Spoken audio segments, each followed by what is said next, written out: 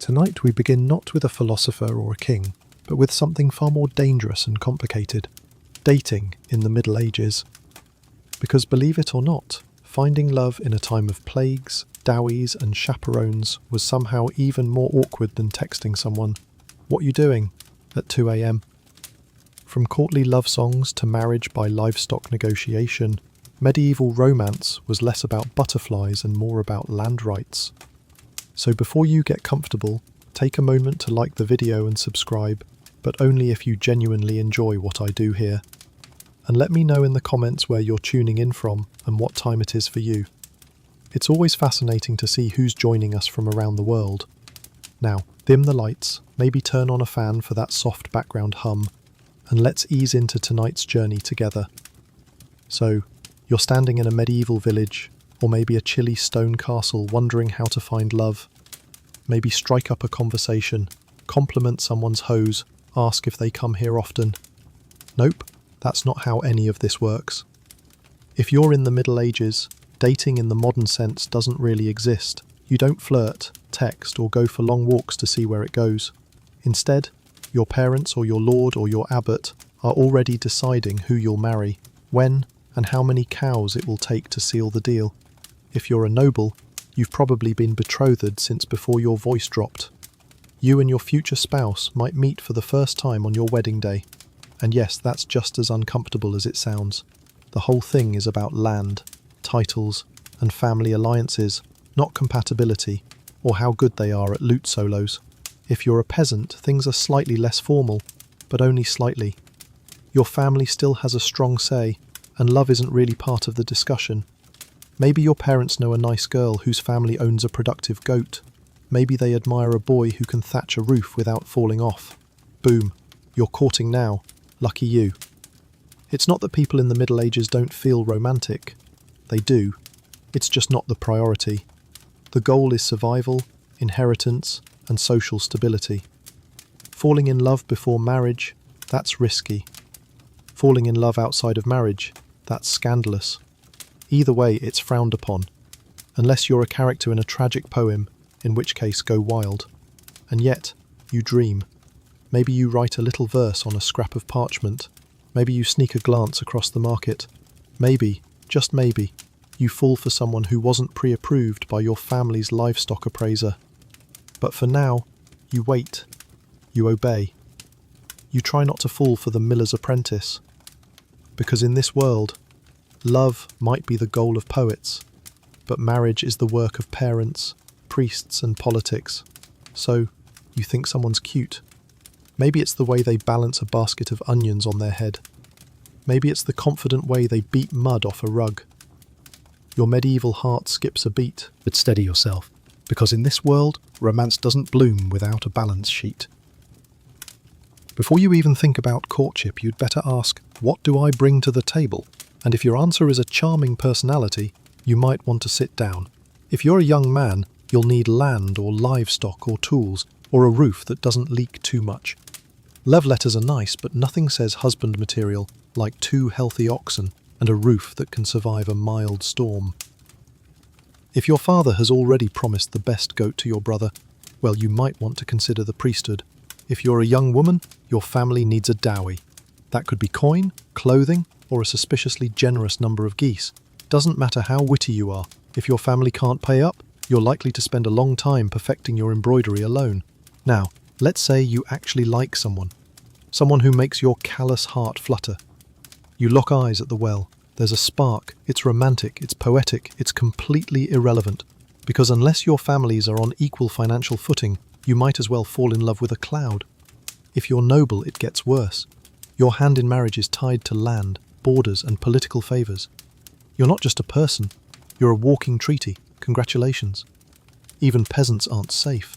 Marriage is practical. You don't marry for butterflies. You marry because your pig pen borders someone else's wheat field. You dream of passion. You settle for irrigation rights. And yet you try. Maybe you offer a small gift, a carved spoon, a handful of berries, or your finest, slightly cracked mug. Maybe they smile, maybe they don't, but the truth remains. In medieval dating, economics is the flirting and love is just a bonus you hope your spouse develops eventually. So, Let's say you're not a peasant, worrying about pigs, or a noble dealing with treaties. Let's say you're a knight, shiny armor, big horse, questionable poetry skills. What's your love life like? Welcome to the strange and emotionally exhausting world of courtly love. Now, this isn't dating, this is performance art. Courtly love was a noble pastime, part flirting, part spiritual suffering, and entirely impractical. You, the brave knight, choose a noble lady, usually one who's already married, and vow to adore her from afar. Not physically, of course, that would ruin everything. No, you're supposed to suffer, elegantly. You might compose a few tortured verses about her silver laugh, or how her hair burns like the sun, which in medieval terms means she has hair and didn't insult your family. You wear her colours at tournaments. You pine, you sigh, you occasionally joust someone just because he glanced at her too long. The lady's role. She's supposed to pretend this is all very flattering, while maintaining a level of icy detachment that would terrify a glacier. She may respond with a letter, a token, maybe a ribbon, but mostly she'll just be mysterious and unattainable, which is the entire point. The emotions are high, the actual contact minimal. At best, you might get a nod from across the hall or a finger brushed against your gauntlet during a feast. Anything more, and suddenly it's not courtly love. It's a scandal, or worse, adultery. And no one wants that, at least not officially. This entire setup worked best when everyone involved agreed it was mostly pretend. It was a way to express longing, devotion, and creative angst, all without disrupting the social order. A medieval venting mechanism, if you will. Was it dramatic? Absolutely. Did it involve more poetry than practicality? Constantly. But for a knight stuck between battles and boredom, courtly love gave you something to write about and someone to write for. Just don't expect a happy ending, or a kiss, or even eye contact. So, you've fallen for someone. Great. Now comes the hard part, expressing that affection in a society where touching someone's hand without a chaperone is basically a declaration of war. Welcome to the medieval solution. Tokens. Think of it as 12th century texting, slow, confusing, and open to wildly inaccurate interpretation. Let's say you're a knight, and you're hopelessly in love with Lady Marjorie of whatever her last name is. You can't speak to her alone, and your poems keep getting intercepted by her confessor. What do? You send her a glove or maybe your embroidered sleeve. Nothing says I love you like mailing someone part of your wardrobe. And if you're on the receiving end, congratulations, you now have a sweaty linen sleeve you didn't ask for, and the romantic burden of pretending you know what it means. Is he confessing love, asking for a favour, suggesting a jewel? Who knows? Women gave tokens too, a ribbon, a piece of hair, a tiny pendant. It was sentimental, sure, but also deeply strategic. Give the wrong guy the wrong token and suddenly you're spoken for by someone with a lazy eye and a drinking problem. Tokens were meant to be subtle, a glove pinned to your chest, a ribbon tied to your sword hilt. Everyone knew what it meant, and no one said what it meant. The more cryptic the better. It was less about communication and more about plausible deniability. Oh, this glove. No, it's not from Lady Joan. It just appeared on my pillow, scented with lavender, completely random. For commoners, tokens were simpler. Maybe a wood carving, maybe a handkerchief you stitched when you weren't milking something. It was still romantic, just with more calluses involved. Tokens were also risky. Giving one to the wrong person could spark rumours. Receiving one you didn't want meant figuring out how to politely return someone's sock without insulting their lineage. But for all the awkwardness, these tokens carried real emotional weight. They were symbols of love in a world that didn't allow much room for it. You must say, "My soul is a stag pierced by the arrow of your grace, roaming the forests of yearning." Naturally, if you're literate, which, let's be honest, isn't a given, you pen your message on vellum or rough parchment. If you're really dedicated, you dust it with flower petals or perfume. Just be careful with that. One noble accidentally used a love letter to wrap a herring and delivered it to the wrong girl. They're married now, it's fine. Now comes the problem of delivery.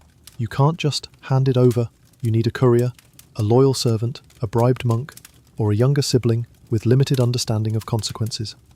Sometimes, Even a minstrel would do the job, singing your poem in the town square while pretending it was anonymous.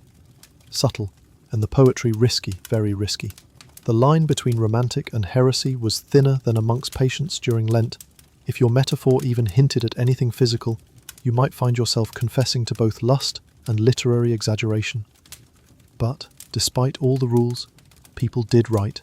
Some letters survived, some poems were copied and passed around like forbidden fruit. In a world of rigid roles and constant supervision, a folded scrap of words could feel revolutionary. So you write. You risk it, you press your trembling hand to the parchment and say everything you can't say aloud. Just don't sign it too clearly. You want romance, not a church trial.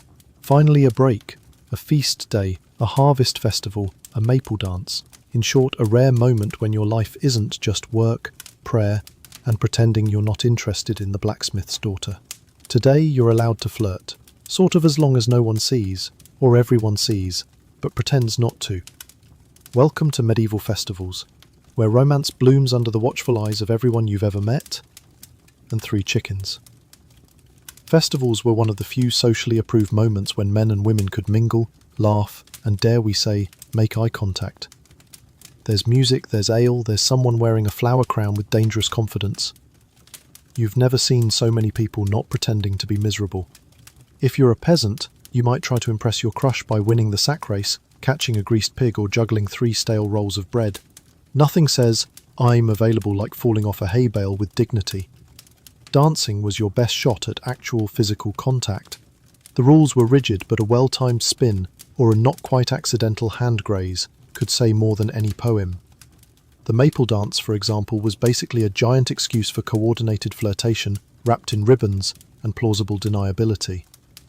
And if you're noble, your version of flirting at a festival involved less hay and more poetry.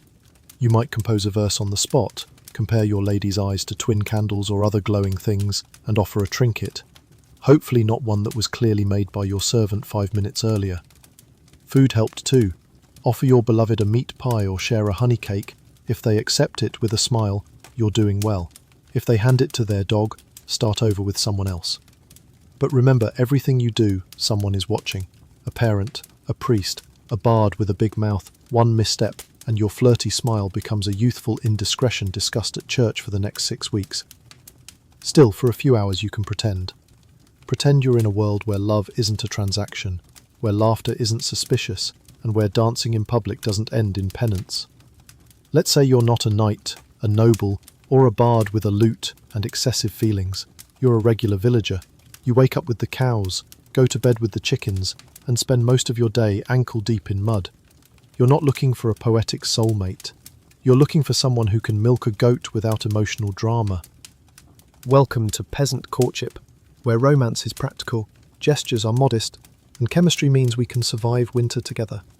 In your world, dating is less about long conversations and more about shared tasks. You notice someone you like because they work hard, don't complain much, and have a decent set of teeth. That's it. That's the whole checklist. You're not picky, you're realistic. You don't need fireworks. You need someone who can gut a fish and maybe doesn't snore too loudly. So how do you show interest? You give gifts, small, useful things.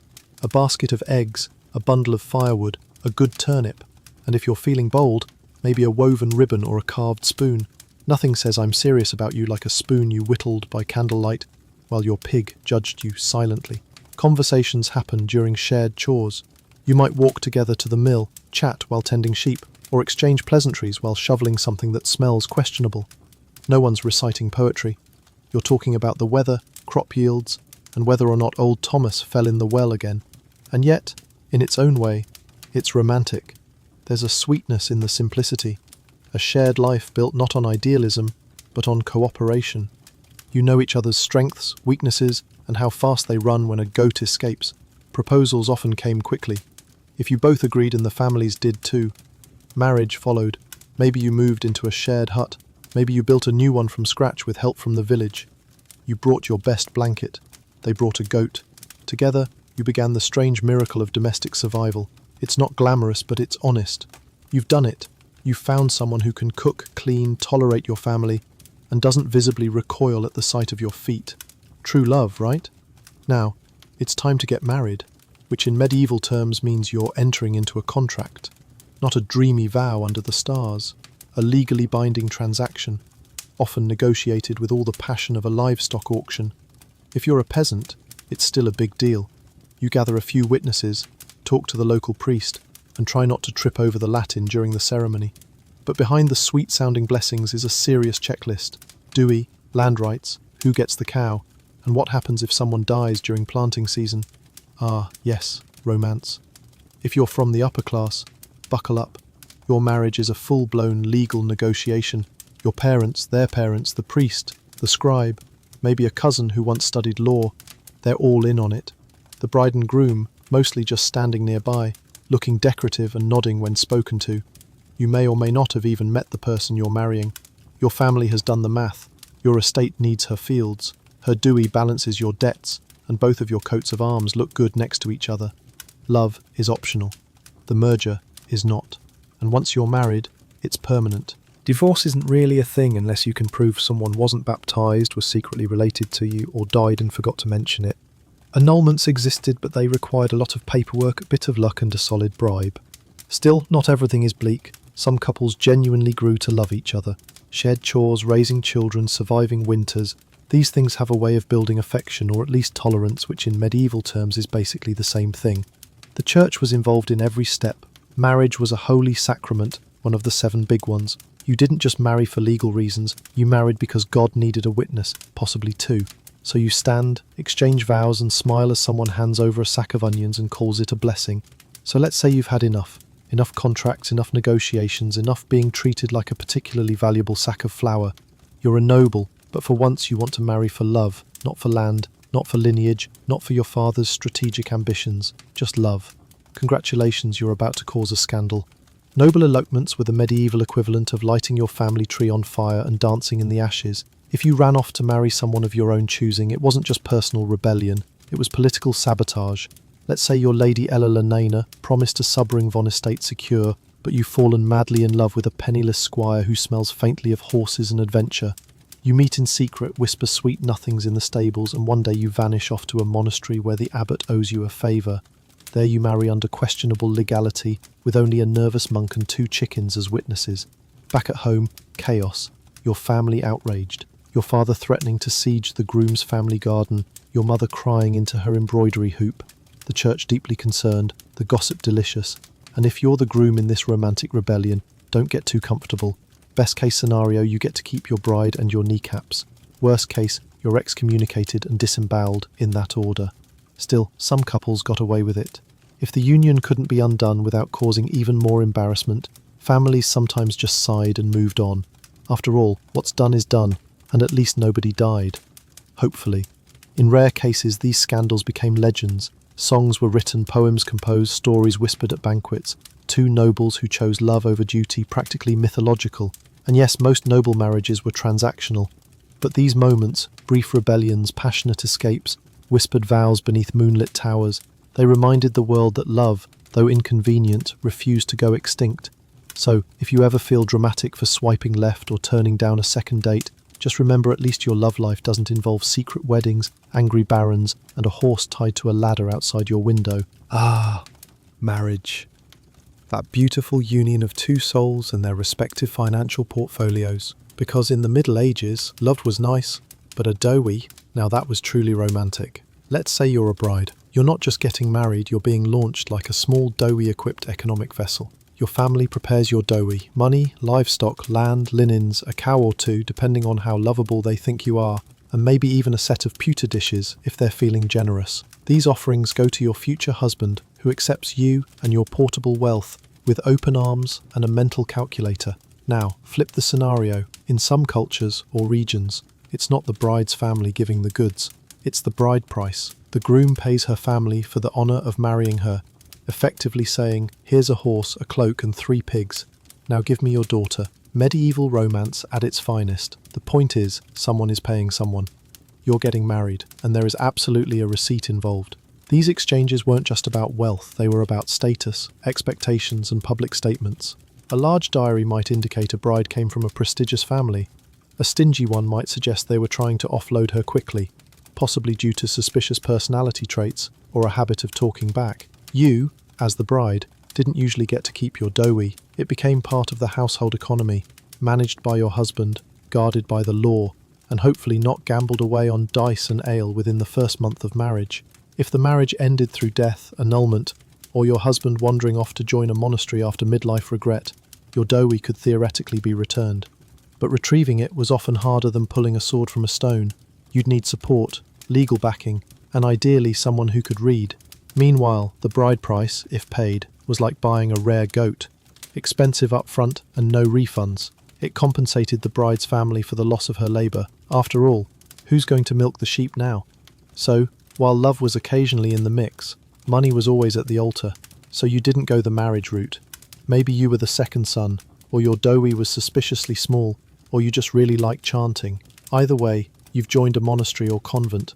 Congratulations, you've now taken a vow of poverty, chastity, and an aggressive disinterest in romance. And yet here you are, in a stone cloister surrounded by silence, candle smoke, and Brother Anselm's unexpectedly soulful eyes. Yes, even behind monastery walls, forbidden love found a way.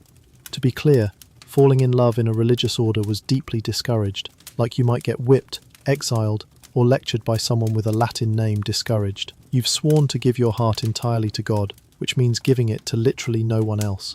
But hearts are unruly, and sometimes prayers start sounding a lot like love poems. Maybe it starts with innocent tasks, passing each other bread in the refectory, whispering during Vespers, laughing a little too hard when someone drops a hymnal. Before you know it, you're tucking extra cheese into Sister Beatrix's satchel and questioning everything. Some monks and nuns wrote passionate letters, disguised, of course, as theological musings. Your soul is a shining light in the darkness of my contemplation. Sounds holy, unless you read between the lines. And many did. There were inevitably scandals, secret meetings in the herb garden, midnight confessions that weren't strictly sacramental, and the occasional gasp-worthy discovery of a nun with a suspiciously round belly. The punishment, usually harsh, exile, public penance, or being reassigned to some far-off abbey known mostly for sheep and silence. Still, not all stories ended in disgrace. Some lovers escaped. A few even got married after being defrocked. Most, though, returned to their clusters, red-faced and pre-devoted, swearing that the whole thing was just an overzealous theological debate. Because in the end, monastic life was about discipline. But humans are humans, even in robes, even in silence. And sometimes, a quiet glance across the chapel was more thrilling than any tournament or courtly poem. You did it. You got married. There was a priest, a pig roast, and someone spilled me on your mother's only nice cloak. But now, it's been a few months or years, and something feels off. Maybe your spouse snores like a dying lute. Maybe they forgot to mention their chronic gambling problem.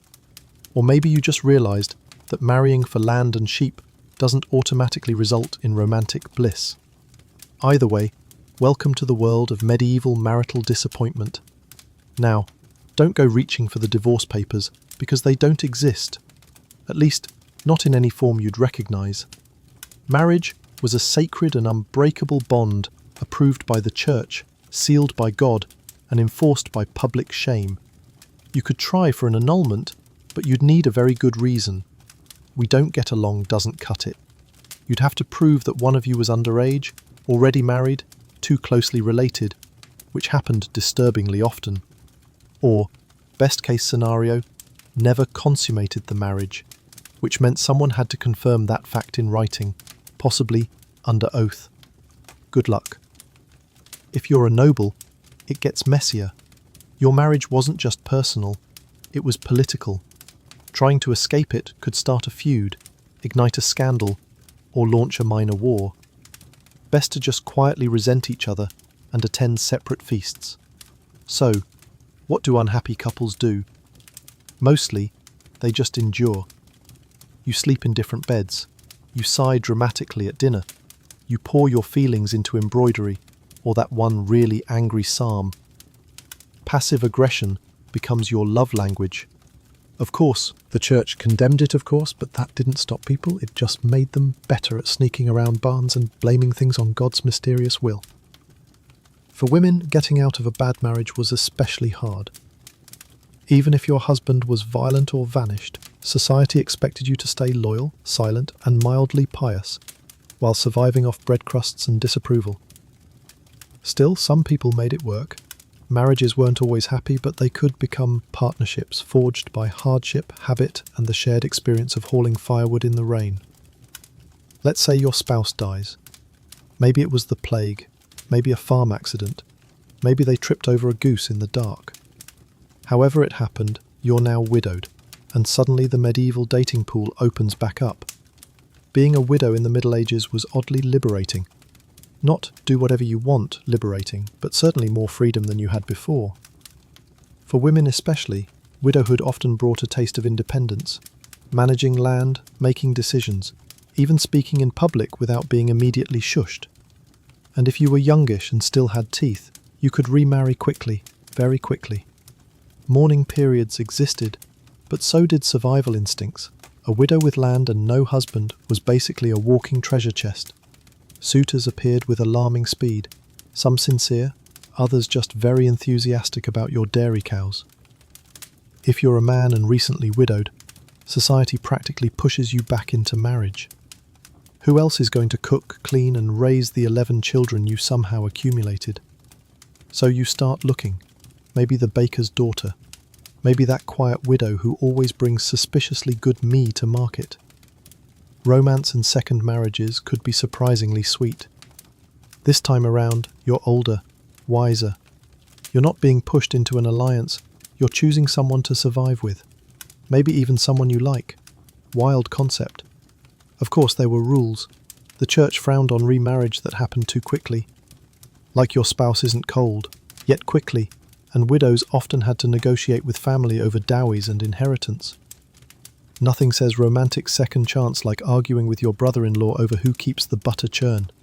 But still, second marriages were common, even expected. Life was short, winters were long. No one wanted to spend them alone if they didn't have to. And yes, love was part of it. Maybe not the swooning sonnet-writing kind, but the quiet kind, based on shared stories, mutual respect, and the understanding that both of you had already seen some things. So you light the fire, pour the soup, and try again.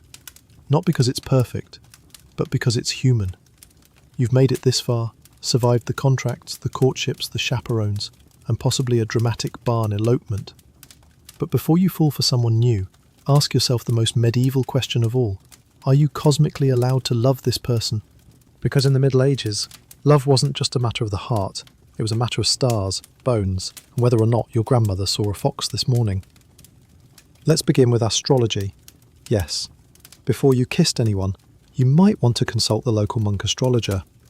Are your signs compatible? Is Venus in retrograde? Was your beloved born under an unlucky moon? If so, better to marry someone less cursed. Love is hard enough without planetary sabotage.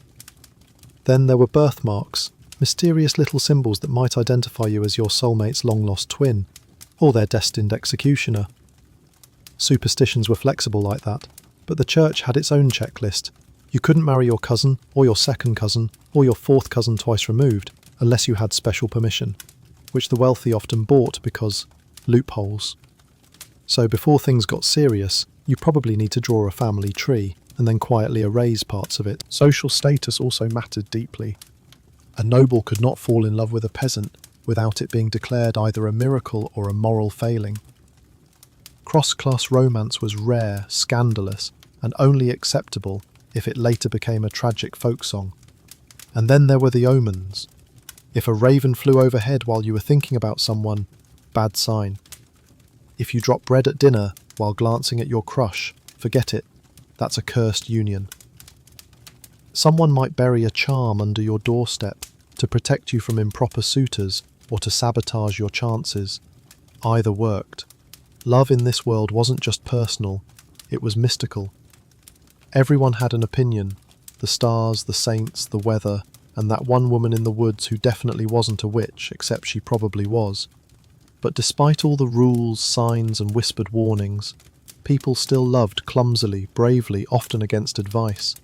Because medieval or not, the heart remains wonderfully disobedient.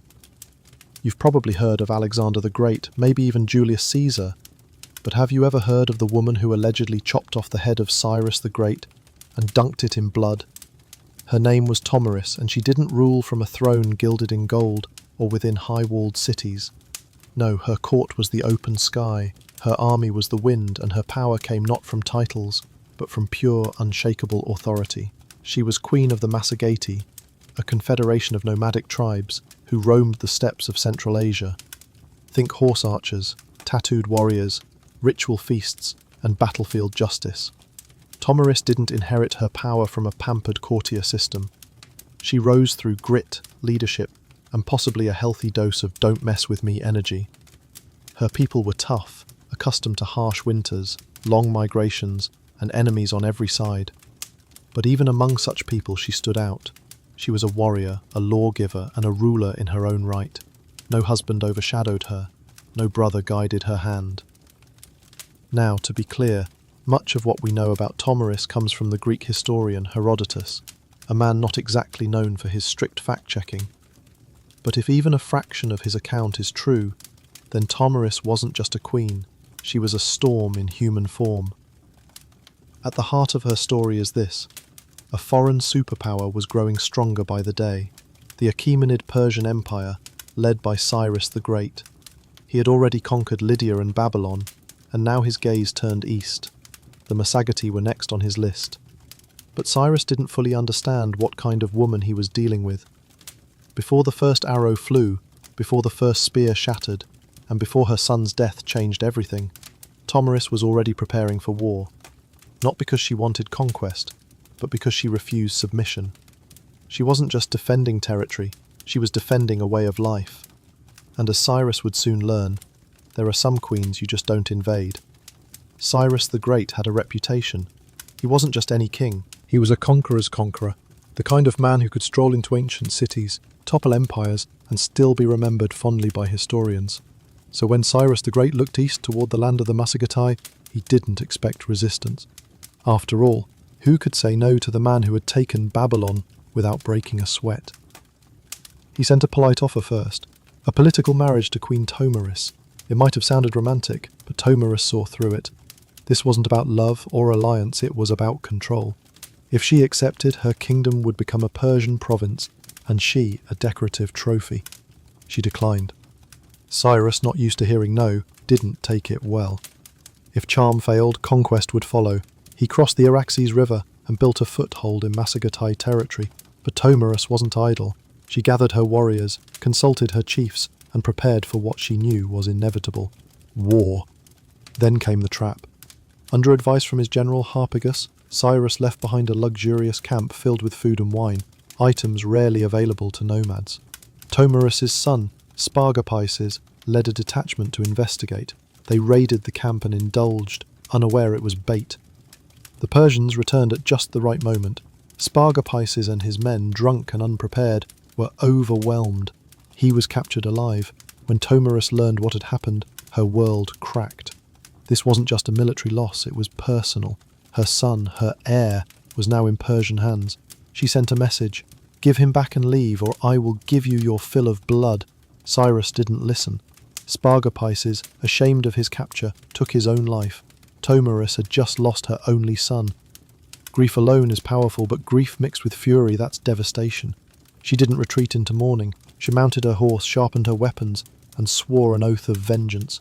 According to Herodotus, she summoned her council and rallied the Massagetae. Picture hundreds of mounted warriors in leather armour, their faces painted, weapons gleaming, riding like a storm across the steppe. When they clashed with Cyrus's forces, it wasn't a battle, it was an eruption. Tomaris led the charge herself, not as a queen in silk, but a warrior in blood and dust.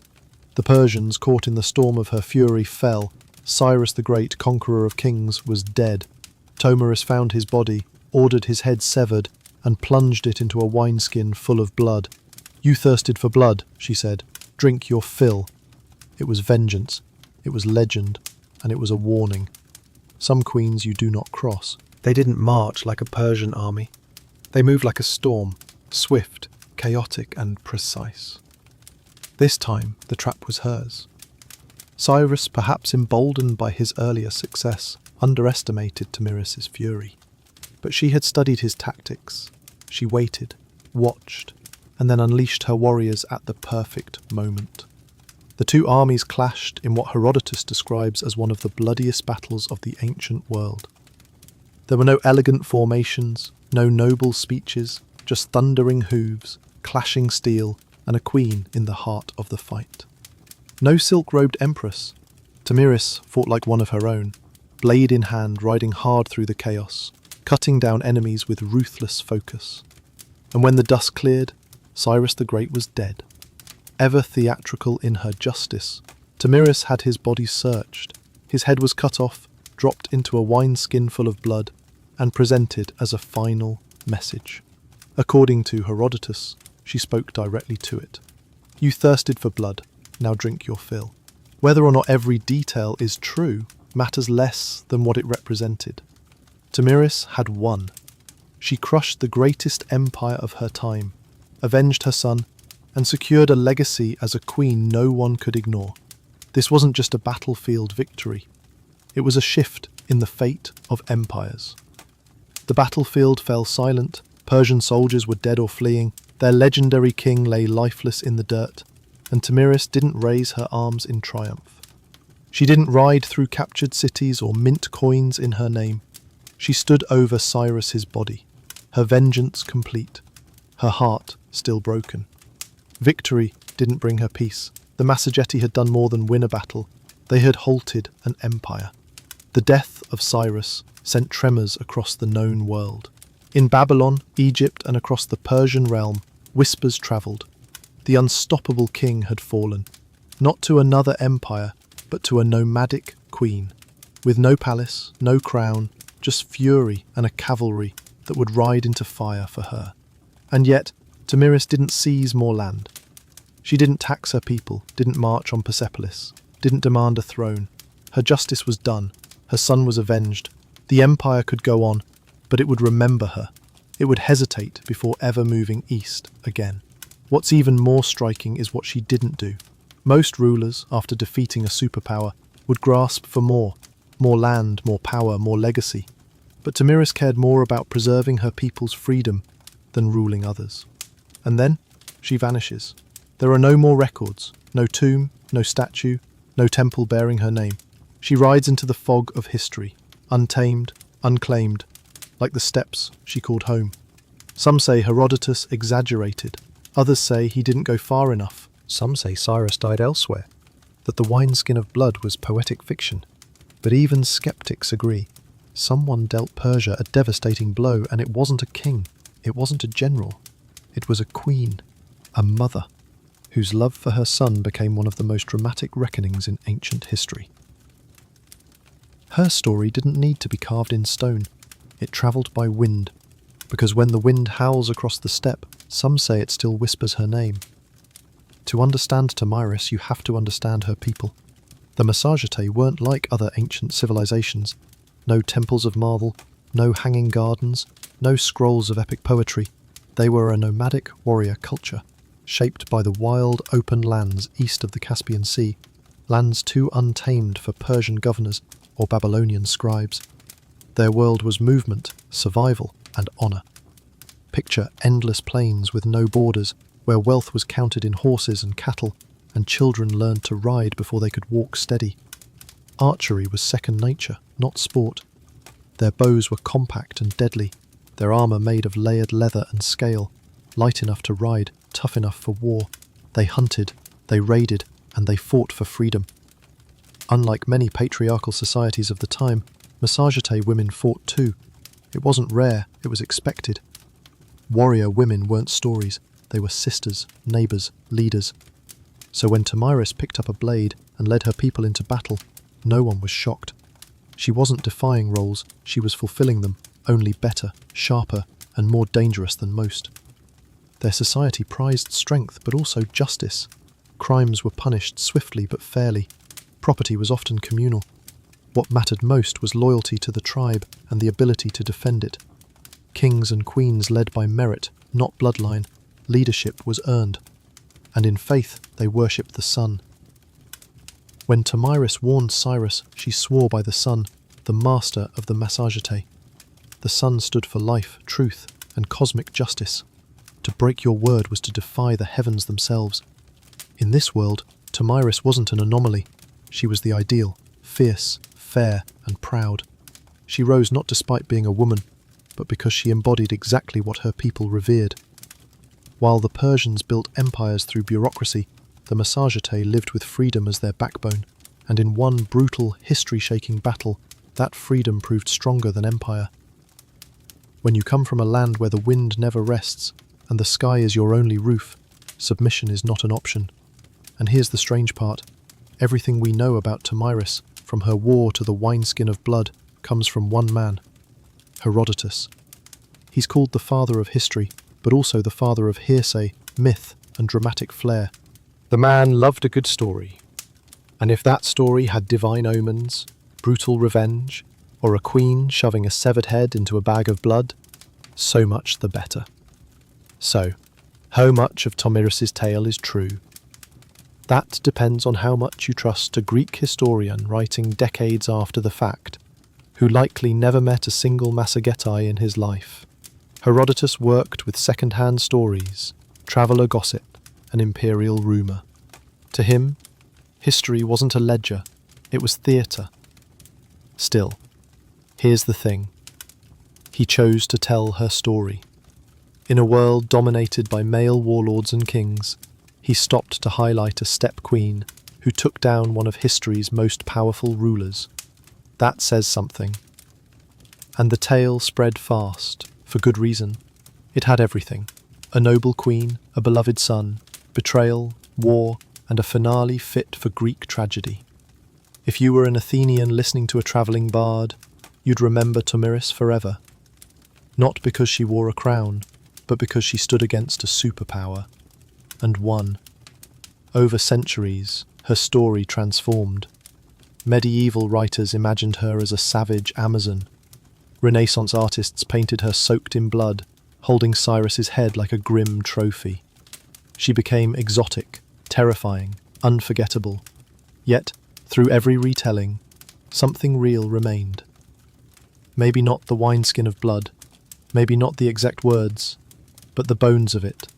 The mother, the son, the war, the vengeance, feel too vivid to be pure invention.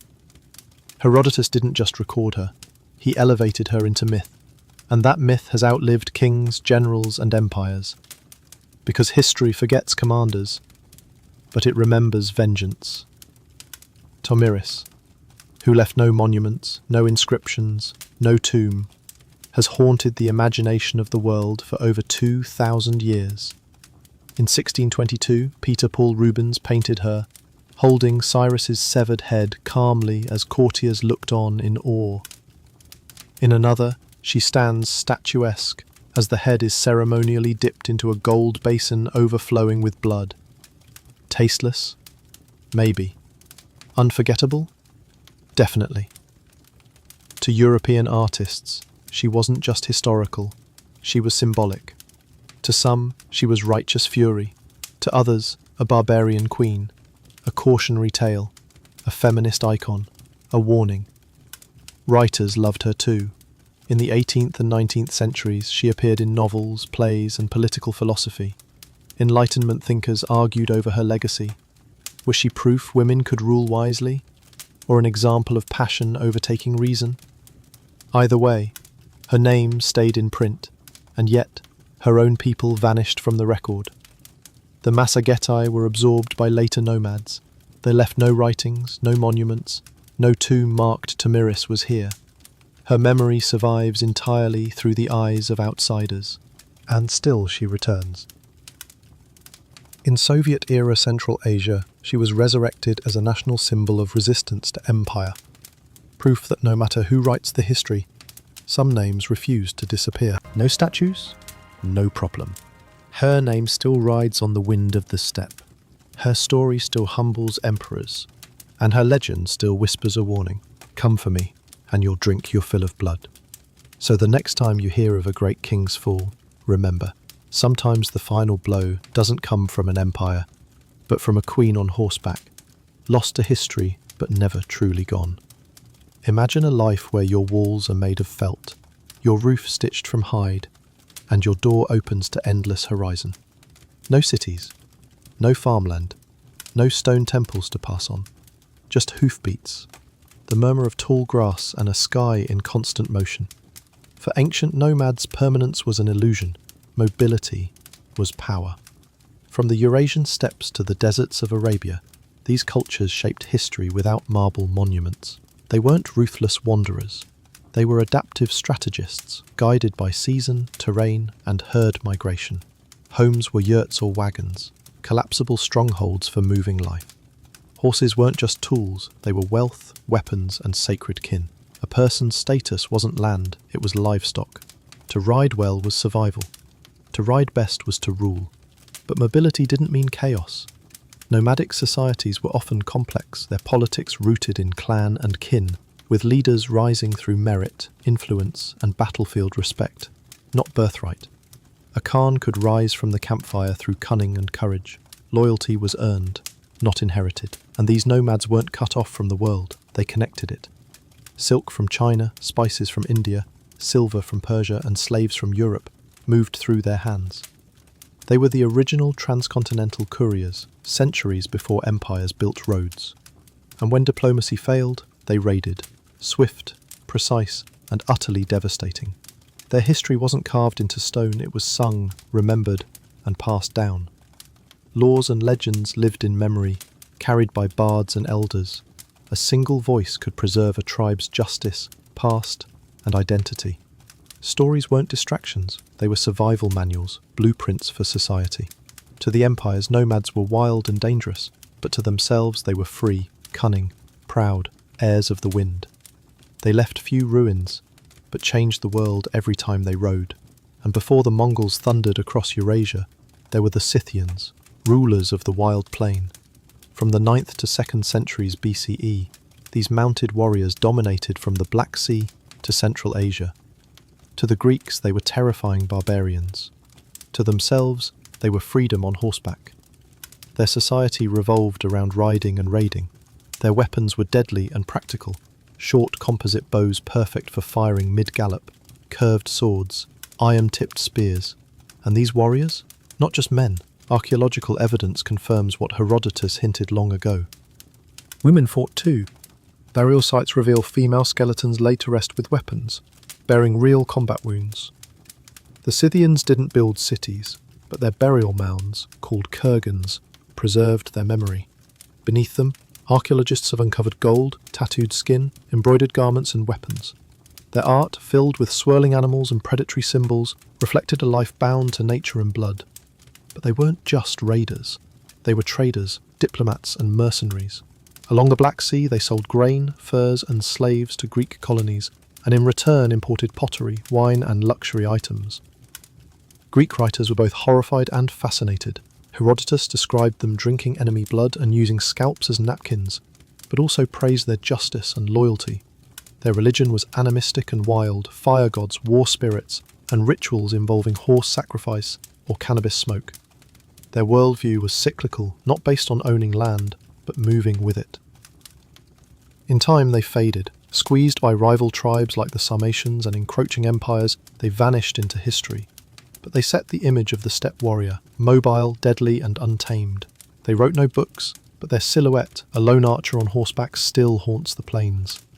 They were the storm before empire. While they ruled the grasslands, the Bedouin carved their legacy into sand. In the deserts of Arabia, they became masters of survival. Their homes were black, goat-hair tents, portable, breathable, and adapted for motion. Their lives moved with camels, transport, food, wealth, and pride. Bedouin society centered on clan and honor. Loyalty to kin was law. Sharaf, honor, was everything. A single insult could start a feud, but karam, hospitality, was sacred. A guest received food and protection for 3 days, no questions asked. Their warfare focused on raids, gazwu, swift strategic attacks to capture livestock or goods. Raids were about skill and reputation, not slaughter. Poetry was their library. Poets preserved laws, shamed rivals, and praised heroes around campfires in oral verse. Some poems became legend, others became law. Bedouins were also traders and guides. They moved incense, spices, and silk across the peninsula, connecting cultures long before borders existed. They left few ruins but shaped the rhythms of trade and survival. In the eyes of empires, they were unpredictable, but to themselves, they were guardians of freedom, moving, adapting, remembering, etched not in stone, but in sand and story. They knew every oasis, every star path. Bedouin knowledge was legendary and expensive. Though many later joined cities and empires, they held tightly to their identity. Even today, the black tent and tribal codes remain symbols of Bedouin pride. They weren't just desert survivors, they were its soul. But no nomadic people reshaped the world like the Mongols. In the 13th century, they burst from the Mongolian steppe and built the largest continuous land empire in history. Yet their roots mirrored those before them, mobile, clan-based, and ruthlessly adaptive. Life on the steppe was harsh. Mongols lived in gurs, felt tents they could pack in an hour. Their herds sustained them, and their children were raised in the saddle. Riding came before reading. Most Mongols were illiterate, but didn't need books. Their world was stored in songs, sayings, and stories. What made them different was how they weaponized mobility. Genghis Khan shattered tribal divisions, replacing them with loyalty to him. That loyalty changed history. Mongol warfare was pure velocity, horse archers firing at full gallop, faking retreats, covering over 100 miles a day. They used scouts, flags, decoys, and fear as tools of war. But they weren't just raiders, they adapted fast. Once they encountered cities, they learned siege warfare from Chinese and Persian engineers. Catapults, fire arrows, battering rams, used with terrifying success. And then the twist, they weren't just destroyers, they became the great connectors. The Mongol Empire revived and protected the Silk Road, enabling safe travel from China to Europe. Goods, ideas, and even plagues moved through their hands. They used paper currency, issued passports, and promoted religious tolerance. A monk, a merchant, and a mystic could all travel under Mongol rule, so long as they didn't rebel. Yet even as rulers, they stayed nomads. They governed in tents, returned to their herds, lived with the wind. They conquered cities, but never belonged to them. Sedentary empires called nomads dangerous or useful, often both. To nomads, trade and raid were flexible concepts. One day they'd guard your caravan, the next they might sack it. It all depended on mood, season, and payment. Trade was vital. Most nomads couldn't grow crops or forge tools. They needed pottery, cloth, spices, and metal. In return, they offered furs, leather, salt, animals, even falcons. Some traded directly. Others acted as middlemen across the Silk Road. But these weren't harmless caravans. They were armed, fast, and ready. A tribal chief might make deals one week and raid the next. Empires called it betrayal. Nomads called it options. The Scythians traded grain with Greeks, but burned cities if cheated. Bedouins guarded spice routes until someone failed to pay. Even Genghis Khan tried diplomacy first, with the Khwarazm. When their merchants were executed, the Mongols responded by annihilating cities. To nomads, trade wasn't just business, it was personal, political, a reflection of mutual respect. If a sedentary state treated them as equals, commerce thrived. If they disrespected them, retaliation came swift and often on horseback. This tension created border economies. Cities on the edge of nomadic zones became hybrid spaces, half military post, half marketplace. Governors bribed tribal leaders, tribes traded horses, news and intelligence. Sometimes marriages sealed fragile peace. This constant dance between trade and raid wasn't a flaw, it was a feature. It let nomads influence empires without occupying them, shape history without building walls, and stay mobile in a world obsessed with permanence. They didn't need to conquer cities, they just needed cities to keep watching the horizon. But in a world without books or libraries, how did nomads preserve history? Through memory. Oral tradition was their archive. Court, constitution, and soul. From the Scythian plains to the Mongol steppe and Bedouin desert, knowledge was sacred, and the spoken word was sharper than any blade. Elders were living libraries, guardians of lineage, law, and lore. They knew stories that bound the tribe together, proverbs that guided war and diplomacy. These weren't bedtime tales, they were survival tools. Among the Bedouins, poetry was king. A skilled poet could shame an enemy, honour the fallen, or prevent war. Shair, tribal poets, held as much authority as chiefs. Their verses were memorized for generations, shaping identity. The Mongols followed suit. Their great saga, the secret history of the Mongols, was passed down by voice long before it was ever written. It didn't just tell the rise of Genghis Khan, it taught values, loyalty, fate, vengeance, ambition. The Scythians left no books, but Greek writers like Herodotus echoed their stories. Oral history caught mid-air and frozen in text. Oral tradition had flaws, stories changed, memories faded, but it had one unmatched strength. It lived, it adapted, it moved with the people. Long after cities fell and scrolls crumbled, the stories lived on, because someone still spoke them aloud. And as long as someone remembered, nothing was truly lost. In many ancient empires, women were silenced, hidden behind palace walls or veils. But nomadic life told a different story. On the move, everyone worked. Women held power too. From Scythians to Mongols, evidence shows they weren't just mothers. They were riders, warriors, shamans, and diplomats. Survival left no space for passivity. Across the steppes, graves hold women buried with swords and arrows, their bones marked by battle. These weren't symbols. These women fought. Even the Greeks, awed and alarmed, created myths of Amazons, warrior women they believed came from these fierce, mobile tribes. In Mongol society, women managed encampments while men raided and conquered, but even at the highest levels they held power. Genghis Khan's daughters and daughters-in-law ruled territories, led armies, and brokered alliances. One of the most influential women, Sorghaghtani Beki, was a strategist who shaped empires. Among the Bedouins, women had fewer public roles, but wielded influence through poetry, lineage, and hospitality. A woman's tent was her realm. She managed resources, upheld family honor, and raised warriors. In some tribes, women could divorce, own property, even camels, the ultimate wealth. Religion also empowered them. Across Turkic and Siberian steppe cultures, female shamans served as healers and spirit guides, honored as keepers of ancestral knowledge. They weren't fringe, they were central. Mobility bred necessity, and necessity gave rise to a form of equality uncommon in settled empires. Nomadic life demanded flexibility. If a man fell, a woman stepped in. No ritual, no permission needed. She could rock the cradle and draw the bow. Spirituality too reflected their world.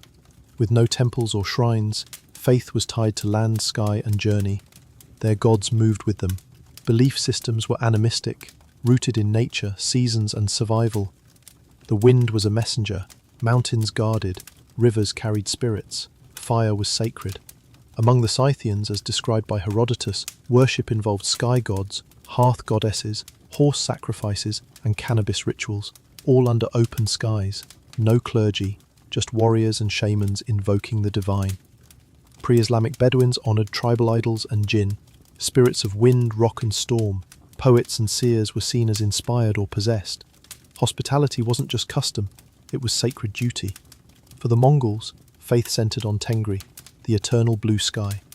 Tengri wasn't a deity locked in a temple, he was the sky itself, watching, judging. Genghis Khan claimed divine right through Tengri. Shamans advised leaders, healed wounds, guided spirits. Yet their beliefs were flexible. Mongols tolerated and even supported Buddhism, Islam, and Christianity, often blending them into their own worldview. A Bedouin might recite Islamic prayers, yet still pour water into the sand for the spirits. Cities tried to contain gods in stone. Nomads carried them across plains. Their rituals flowed like rivers. Their faith needed no walls, just wind, memory, and fire. They left no pyramids or cathedrals. You won't find their capitals on modern maps, but their legacy is written into trade routes, conquest scars, and even modern languages. Nomads weren't historical footnotes, they were architects of upheaval. The Silk Road wasn't built by cities, it was paved by hooves, guarded by riders, and sustained by local wisdom. Without nomads, East and West might never have met.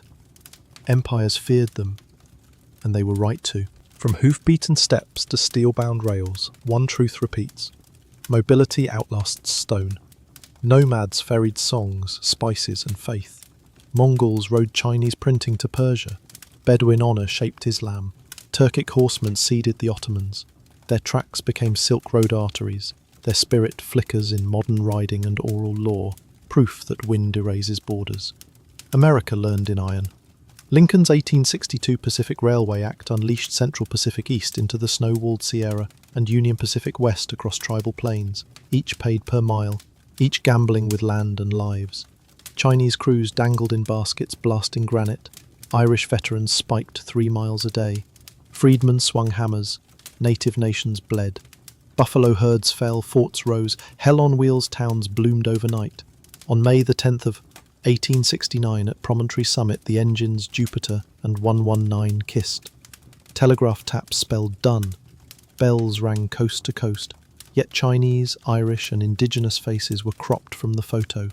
The rails shrank 6-month treks to 7 days, birthed time zones, juiced mines, mills and markets, and crowned tycoons who bought laws even as labourers stayed nameless. Forests fell, rivers bridged, buffalo vanished, sovereign nations were fenced, but a continent was welded into one roaring circuit. History praises the golden spike. The earth remembers the bones beneath. So when you trace progress, look past domes and portraits. Hear steam hiss, grass whisper and hooves echo, reminding us greatness is never just on the postcard, but in the price under the rails. Stay curious, stay skeptical, and listen to the wind. It still carries the names left out of the picture.